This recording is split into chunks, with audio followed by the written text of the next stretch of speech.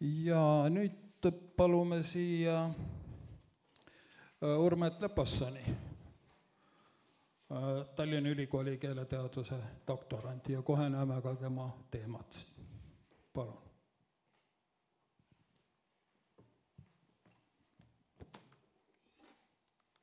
Nii. Ma siis uurin eesti syntaksit ja täpsemalt siis tõlkekeelt ja ma ei keskendu siis küll aavikuaja keelele, vaid tänapäeva keelele, aga ikka kui tänapäeva keelt uurida, siis jõuab ikka tagasi sinna keeleuuenduseni. Aga jah, et ma räägin siis ühest lauselühendist ja selle sõnajärjest, ehk siis verbi algulisest testarindist ja kuidas inglise-eesti tõlkekirjanduse stiili mõjutab. Kõigepealt siis väike meeldetuletus, tutvustus sellest verbi algulisest testarindist.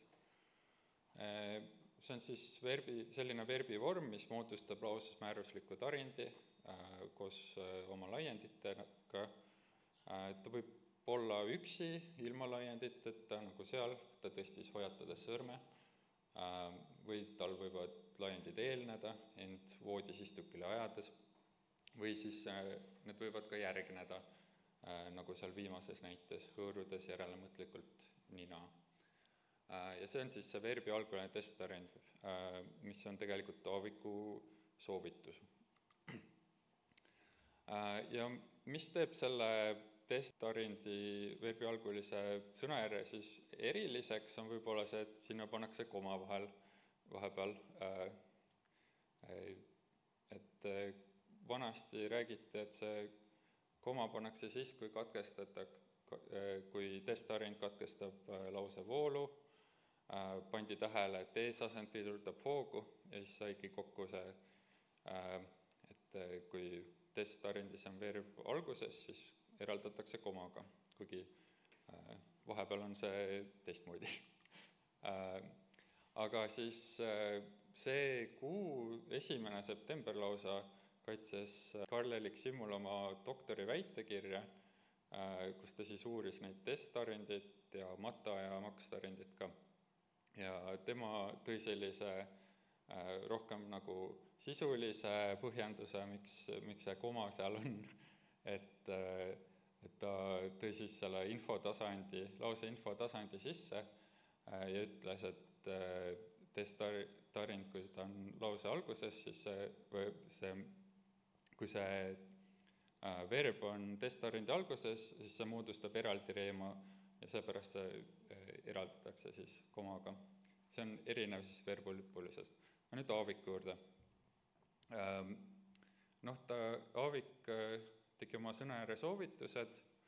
Alguses siis ütles juba oma soome keele õpikus, et eesti keele sõnajärg on saksapärane. Ja siis ta tegi hästi palju soovitusi kõrvallause sõnajärje kohta, et sealt tuleks see verb lause lõpust ettepoole tuua. Aga siis ta tegi ühe sellise lisasoovituse, mis ei ole saksa keelega kuidagi seotud, mis on siis testarindi verbi alguline sõnajärg. Ja ta seal rõhutas, et keelt peab arendama, et rohkem kultuursemaks saada või keerulisemaid mõtteid väljendada. Et see pole ka rahvakeelest tulnud sõnajärg. Ja hiljem ta täpsustas siis, et mis tingimustel peaks tingimata olema selline sõnajärg ja muul juhul on tema sõnul stiili küsimus. Ja nüüd keeleuuendust, noor-eesti keeleuuendust ja tõlkimist natuke tuleks ka, või natuke on seotud niimoodi, et need on nagu vastassuunalised hoovused, et ühelt poolt keeleloome viib eesti keelt kuidagi Euroopa keelte neile lähemale ja teiselt poolt tõlkimine toob neid Euroopa keeli oma mõjuga sisse. Ja tõlketekstid olid toona väga tähtsad seal keele uuenduses, aga tõlketekstid on siiani väga suur osa eestikeelsest kirjandusest ja peamiselt on siis inglise-eesti suund tänapäeval, umbes 2/3 tõlgetest on inglise-eesti. Ja Aaviku sõnaäre soovitus muuhulgas tõi eesti keele sõnaäre lähemale inglise keelele, kus verb on eespool. Ja see testarind, sellele on analoog inglise keeles täitsa olemas. Aga tähtis on meeles pidada, et tõlkekeele stiil, et see ei ole kuidagi, tegelikult ei ole halb stiil, see on lihtsalt nagu erinev, et võiks selline seisukoht olla, mul on. Aga siis, kui me vaatame seda stiili, siis erinevus on päris suur. Esiteks siis vasakul pool on algupärased tekstid, ilukirjandustekstid tänapäevast, paremal pool on inglise-eesti tõlked. Ja see oranž tähistab siis neid verbialguliste testarendite osakaalu kõigist testarenditest. Et umbes 1/3 on algupärastes tekstides ja 2/3 tõlgitud tekstides. Et siin on selline suur vahe ja mul tekkis küsimus, et kui ühelt poolt see verbialguline testarend on keeleuuenduse jälg, teiselt poolt on inglise keele jälg, et siis kuidas seda kasutati enne keeleuuendust sellisel segaperioodil ja kuidas pärast. Ja ma tegin väikse katseuurimuse. Võtsin 9 sellist väljalaset raamatut, osad olid 20 lehekülge, osad 200, ja siis lugesin kõik testarendid ära otsinguga, mitte lausekaupa, ja siis määrasin sõnaäre ja loendasin üle. Need perioodid on siis 879 kuni 909 ja siis 10, kus sõnaääre soovitus tehti ja siis 20-39. Nii. Siin on tulemused. Väga palju, võib-olla kõike ei pea lahkama siin, aga võib-olla need suhtarvud räägivad mingi loo siin. Et kui enne tõesti ei olnud väga neid verbialgulisi testarendeid olemas, siis pärast soovituste vastuvõtmist see lausa muutus selliseks peamiseks sõnaääreks inglise eesti tõlkes. Et see võeti kohe vastu ja niimoodi laksaki. Ja see viimane protsent, 62%, see on väga lähedane siis sellele 66-le, mis ma tänapäeva tekstides nägin. See on siis 39. aastast üks tõlge. Ja võiks vaadata sellist võrdlust, nüüd seda keele sõnaääre uuendust on uurinud Martin Ehala, ta uuris siis seda verbilõpulise kõrvallause taandumist ja kui võrreldasin neid verbialgulisi ja tema andmeid, siis temal justkui oli mingi aeglasem selline üleminek, aga siis testarendiga tundub, et oli järsem. Muidugi tuleks vaadata rohkem andmeid. Ja siin tuleb arvestada ka sellega, et mina vaatasin tõlketekste, tema vaatas algupäraseid ajakirjandustekste. Et siin on paar erinevust, et mingi lähem võrdlus võib-olla annaks parema pildi. Nii, vaatame paar näidet ka lõpuks ära. Et siis enne keeleuuendust see verbialguline testarend ikka eksisteeris, et see ei olnud päris Aaviku looming, aga või selline sisse toodud sõnajärg, mis on siis Euroopa keeltes olemas, vaid see oli niimoodi olemas, et kui kõrvallause või infinitiiv oli laiendite seas, siis see pandi desverbi järele, nagu siin mõteldes ennast määratuma pika ahelaga ümber messitud näha, et selline lohisev testarind või siis lootes, et oodatav tuleb, selline tavaline ettlause. Ja oli ka võrdluses, et kui võrdluskonstruktsioon oli, siis lõõtsutades nagu ratsahobused, et sellised pandi ka verbi alguliseks. Aga pärast laienes kasutus päris tõsiselt, et siin on saatelauses on näha, et see inktarind, inglise inktarind, see lighting his cigar again, see on tõlgitud süüdatus uuesti sigari, et see on täpselt niimoodi üle kantud, kui siin sees on erinev sõnajärg kui inglise keeles, siis see testarind on sarnane. Aga siis varem üks tolli tõlge on siis hästi pikk selline inktarind, samamoodi inktarind saatelauses, aga see on tõlgitud siis verbi lõpuliseks, et varem tõesti oli teine sõnajärg. Aga siis hoolimata sellest, et seal Aavik ise soovitas, et võiks vaadata, et täissihitisega kindlasti panna verbi alguline sõnajärg ja siis mingid teised tingimused, siis ma leidsin nii täis- kui osasihitisega testarindeid nii pikki kui lühikesi, et see ei paistnud tõlkijaid heidutavat. Ja siin on veel näiteid, et siin on üks täissihitisega näide, võttes kaasa kupi ja käsikirja osasihitisega, süües maksavorsti, juues ohutavat õlut, kohamäärus, istudes seina ääres, sõltuvusmäärus, vastates Colemani eest, ta-infinitiiv ja komplementlause on ikka olemas, et tahtes seda tingimata varjata, öeldes, et fein teda üldse ei huvita. Nii. Ja kokkuvõtteks tundub, et võeti testarindi see verbi alguline sõnajärg üle üpris järsult. Aga ma ei saa nagu väga kindlalt väita seda, et ma ei vaadanud väga tihedalt. Ma kahtlustasin, et äkki on mingi katsetamisperiood, et vaadatakse neid soovitusi ja siis mõeldakse, et oi kui tore, et siia sobib ja siia ei sobi, aga seda ma ei näinud. Samas üks Aaviku enda arvustus, kus ta siis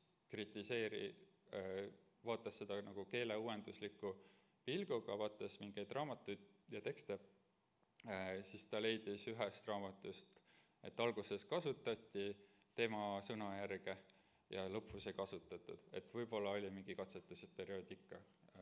Ma vaatasin ise ka seda raamatut, tõesti oli nii. Aga siis, mis edasi, ma ei tea, on palju variante, kuidas sellist uurimust laiendada, kindlasti tihendada tekste, teha natuke teaduslikumalt, uurida funktsioone või siis proovida teisi lähenemisi. Üks, mis mulle meeltmööda võib-olla on selline ühe teksti tõlgete võrdlus. Ma ühe tegin katsena ja siis tundus, et nagu oli sama palju need verbi lõpulisi, et suhteliselt vähe toodi verbi algulisi sisse. Aga see on nagu üks juhtum, et äkki see on lihtsalt erand. Aga samas võib-olla näeb midagi sügavamat. Siis võrdlus algupäraste tekstidega oleks huvitav, et kuidas see üleminek seal läks. Nagu me nägime, siis neil on hoopis madalam tihedus nende verbi algulistega. Kõrvutada teiste žanritega, nagu see ajakirjandustekstid, või siis vaadata koos teiste sõnajärje uuendustega. See on tegelikult kõik. Tänades.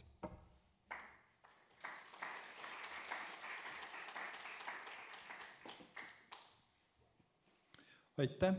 Kas on küsimusi? Jah, Peep. Ja, aitäh, väga põnev vaatenurk ja see, mis sa lõpus siin mõtisklesid, et mis suunas võiks edasi minna, et see tundub mulle ka, et oleks väga kasulik võrrelda enne ja pärast ilmunud sama teose tõlkeid, aga võib-olla veel parem oleks kombineerida mitut suunda, mis sa siin pakkusid. Aga siis üks küsimus tekkis mul seal, kus oli sihitisega lühend, et mingi niisugune näide oli, et võttes kaasa käsikirja, sa ütlesid, et seal oli osa sihitis, kus sa tead, kui on kirjutatud ma ütlesin, et see on täissihitis. Täissihitis, aga kus sa tead, et see on täissihitis? No võttis kaasa selline tunnetuslik. Ma ei saa, mina ei taju seda, et sa saad käsikirja poolenisti kaasa võtta, et minu arust see on ikka täis. Nojah, see on tõesti niisugune tänapäevane tunnetus, mis meil on ilmselt kõigil, aga ei ole välistatud, et toona kiputi ka teinekord osasihitist osastavat rohkem kasutama, kui tänapäeva vaatekohast mõistlik oleks. Et see ongi ka üks asi, mis toob tegelikult laiema küsimuseni, et mulle tundub, et me eestlased oleme oma pika ja valdava kirjaoskuse üle niivõrd uhked, et me unustame juba ära, et keel on eelkõige kõne. Ja kui sa alustasid siin komadest, siis ma küsiksin, et aga kuidas kõnes siis? Kõnes ei ole komasid, et kui komad on analüüsis nii olulised, no ma rääkisin siis on midagi natukene ununenud, tundub. Ma rääkisin siin kirjakeelest ja selle verbi alguse testvarindiga just on niimoodi, et seda suulises keeles peaaegu et ei olegi. Ja seepärast ei saa ka seda suulises keeles ilmselt analüüsida väga hästi.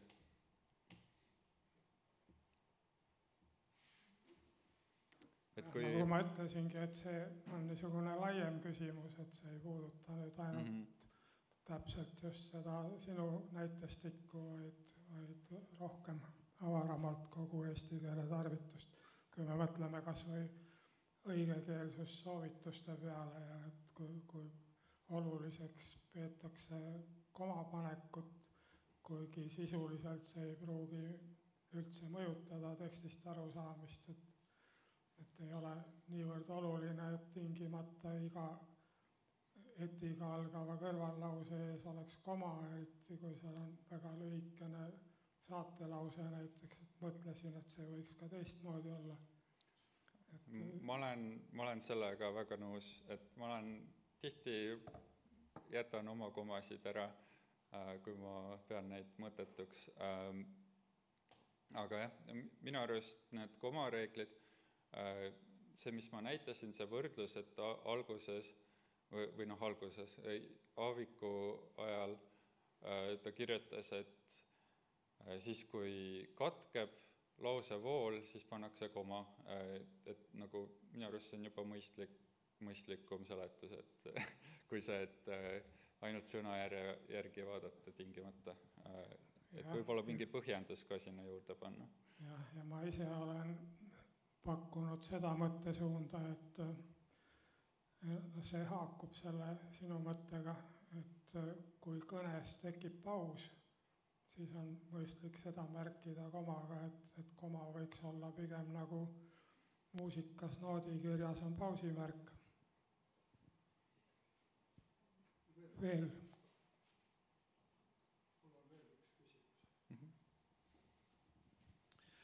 Kas tõlgetes on näiteid ka selle kohta, kus inglise continuous on tõlgitud testvarindi asemel hoopis kõrvallausega? Jaa, ma kirjutasin sellest artikli, aga et see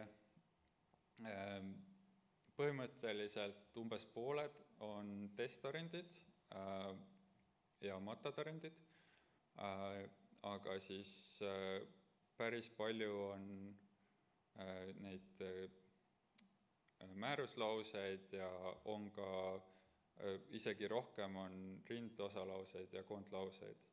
Et need on nagu sellised, kui ei ole mingit erilist tähenduslikku seost sellel alistusel, siis see rindosalause on nagu parem vaste ilmselt, ja kui on mingi tihedam tähenduslik seos, siis on kõrvallause parem vaste kui testarind, sest see on selline kontekstipõhine. Aga siis jah, tõesti on ka teisi. Aitäh. Kas on veel küsimusi? Kui ei, aitäh.